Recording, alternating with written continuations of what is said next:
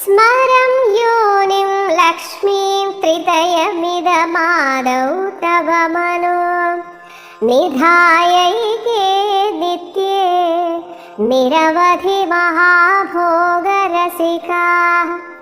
ഭജന്തി ത്വാം ചിന്താമണിഗുണനിബദ്ധാക്ഷവലയാ ശിവാഗ്നൗ ജുഹ്വന്ത സുരഭിഘൃതധാരാദിശതൈ.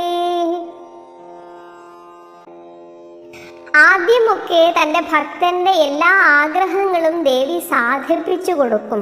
അത് വേറൊന്നിനുമല്ല, ആ ആഗ്രഹങ്ങൾ സാധിപ്പിച്ച് കഴിഞ്ഞാൽ മാത്രമേ ആ ആഗ്രഹത്തോടുള്ള ഒരു വിരക്തി വരികയുള്ളൂ.